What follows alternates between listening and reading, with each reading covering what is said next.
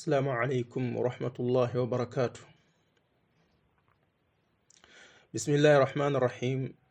الحمد لله رب العالمين والعاقبة للمتقين، وأشهد أن لا إله إلا الله وحده لا شريك له، وأشهد أن محمدا عبده ورسوله صلى الله وسلم عليه وعلى آله وأصحابه أجمعين.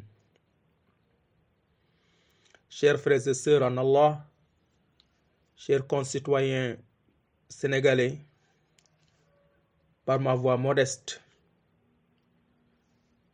et vu le contexte terrifiant et le chaos qui s'apprête à s'installer donc dans notre pays, il est du devoir de tout un chacun de se faire entendre par la volonté d'Allah, mais aussi de se faire entendre pour au moins essayer de rétablir la vérité et d'écarter la fausseté, d'écarter ainsi le pays et de le sauver de tout chaos et de le sauver de toute chose, en tout cas, qui peut enfreiner la paix qui s'y est installée depuis plusieurs décennies maintenant. Donc nous, les salafis du Sénégal, c'est-à-dire ces gens qui se disent de suivre le prophète et ses nobles compagnons dans les détails les plus précis, mais surtout dans le dogme qui est le fondement de toute action. Aujourd'hui, le 2 février 2023, nous voulons juste vous présenter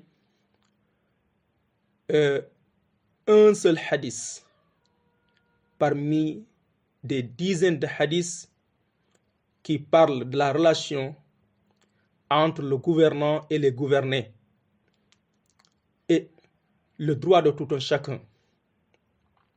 Mais surtout ici, le hadith parle plus précisément le comportement que doit adopter ou bien que doivent adopter les gouvernés à l'égard de leurs gouvernants. Tout d'abord, il faut savoir que l'islam est une religion de paix. L'islam est une religion qui incite à la paix. L'islam est une religion qui incite à la cohésion et non à la tuerie. L'islam, ça fait partie de ses principaux objectifs, le fait de sauvegarder les vies, de sauvegarder le sang, la dignité, les biens matériels donc des populations, mais aussi la religion. L'islam est une religion qui est parfaite dans tous ses détails. Et que le prophète sallallahu alayhi wa sallam a dit que Allah subhanahu wa ta'ala n'a envoyé aucun prophète si ce n'est qu'il lui a enseigné ce qui peut être le salut de sa communauté, mais aussi tout ce qui peut, n'est-ce pas, l'installer dans le chaos, dans le désordre. Qu'Allah nous préserve notre cher pays, qu'Allah nous préserve et préserve les musulmans de tous bords. عن عبادة ابن الصامت رضي الله عنه قال: بايعنا رسول الله صلى الله عليه وآله وسلم على السمع والطاعة في العسر واليسر والمنشة والمكره، وعلى أثرة علينا، وعلى ألا ننازع الأمر أهله إلا أن تروا كفرا بواحا عندكم من الله تعالى فيه برهان، وعلى أن نقول بالحق أينما كان لا نخاف في الله لومة لائم.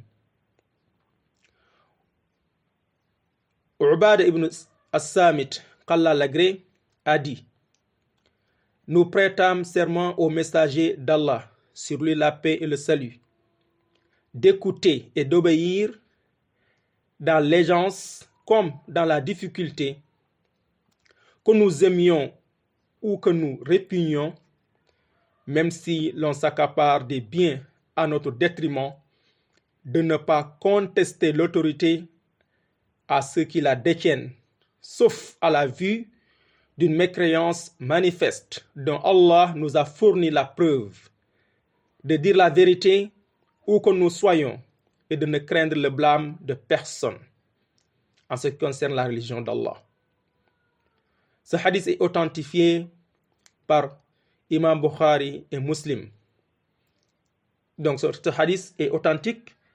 Il est rapporté par Imam Bukhari ou Muslim, l'auteur des 2 recueils de hadiths les plus authentiques. Ubara dit, nous prêtons serment, c'est-à-dire les compagnons d'Allah, qu'Allah les agrée, ont prêté allégeance au messager d'Allah, sur lui la paix et le salut, d'écouter et d'obéir dans la facilité comme dans la difficulté à celui qu'Allah lui a mis en place en tant que gouverneur depuis l'époque prophétique, car Allah le Très-Haut a dit: ô vous qui avez cru, obéissez à Allah et obéissez aux messagers et à ceux d'entre vous qui détiennent l'autorité. Ya ayyuhalladhina amanu ati'u Allah wa ati'u Rasul wa ulil amri minkum. Et après le messager d'Allah sur lui, la paix et le salut, les personnes qui détiennent l'autorité sont représentées par 2 groupes: les savants et les gouverneurs. Les savants commandent dans la science et l'éclaircissement. Par contre, les gouverneurs commandent l'exécution des ordres et la direction de l'État. Il a dit: nous prêtons serment au messager d'Allah, sur lui la paix et le salut, d'écouter et d'obéir dans la facilité comme dans la difficulté. Dans la facilité comme dans la difficulté signifie que les gouvernés soient aisés ou dans le besoin. En fait, tous les gouvernés riches ou pauvres doivent obéir à ceux qui détiennent l'autorité et les écouter aussi bien concernant ce qu'ils aiment que ce qu'ils répugnent. C'est-à-dire, si cela leur convient et leur plaît, tout autant que s'ils répugnent une des directives qui leur sont données, parce que cela ne convient pas à leur passion et qu'ils ne la désirent pas. Ou bien même, si l'on s'accapare des biens à notre détriment, c'est-à-dire, si les gouverneurs qu'Allah nous a attribués s'accaparent les biens de l'État ou autres afin de se distraire et en privent leurs sujets, alors il est quand même obligatoire de les écouter et de les obéir. De ne pas contester l'autorité à ceux qui la détiennent, c'est-à-dire ne pas remettre en cause l'autorité de ceux qu'Allah a attribués comme dirigeants, ni les renverser, car cela provoquera énormément de mal, d'immenses confusions et la désunion des musulmans. En effet, seule la contestation de l'autorité en place a détruit la nation musulmane, et cela depuis l'époque de Othman, qu'Allah l'agrée, jusqu'à nos jours. Sauf à la vue d'une mécréance manifeste dont Allah nous a fourni la preuve. Si 4 conditions sont remplies, on peut contester l'autorité de ceux qui nous commandent et même les renverser. Mais uniquement si elles le sont. D'abord, contester avec science. Le simple doute ne permet en aucun cas de sortir de l'autorité de ceux qui nous commandent. 2. Observer une mécréance et non une perversité.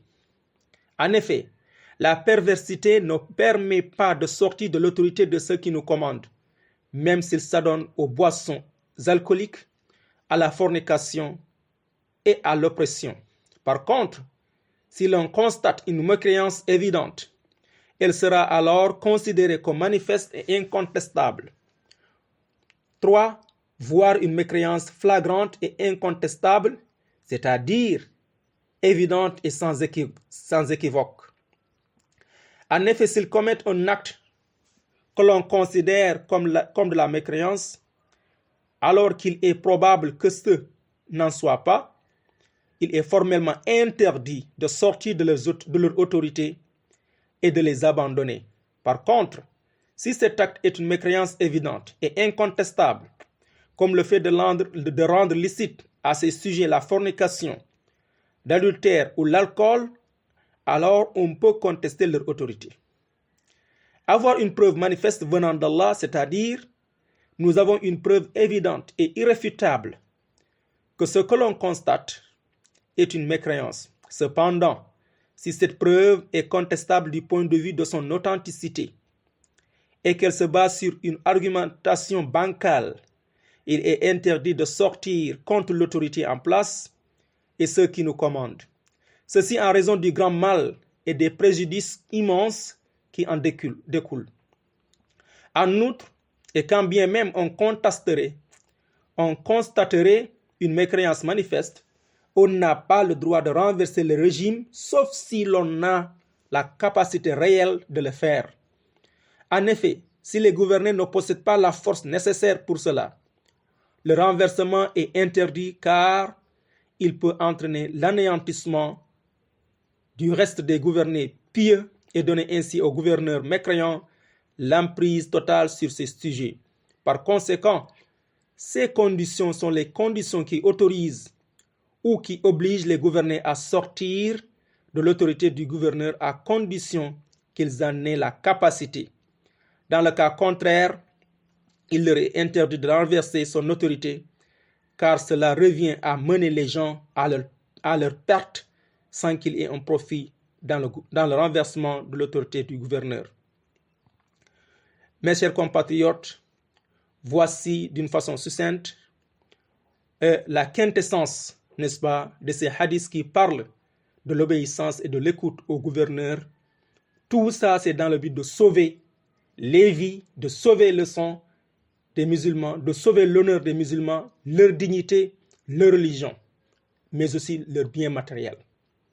Alors, cela nous donne un pincement de cœur d'entendre aujourd'hui des musulmans, en tout cas des gens qui se croient détenir de la science musulmane, islamique, d'évoquer des versets, d'évoquer des hadiths au point d'inciter les gens à la révolte contre le gouverneur, à la révolte contre, n'est-ce pas, l'État, et que cela, en toute sincérité, ne peut résulter qu'au chaos, ne peut résulter que dans ne peut résulter de cela la désunion et vraiment la confusion totale.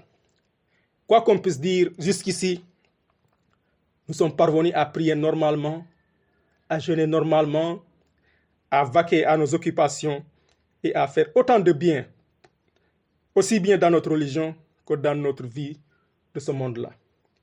Donc, qu'Allah subhanahu wa ta'ala préserve ce pays, qu'Allah nous préserve de la fitna, qu'Allah nous préserve des gens aussi qui incitent les gens à la fitna, et que tout cela, quoi qu'on puisse dire, en toute sincérité, ils n'ont visé que la vie de ce bas monde-là.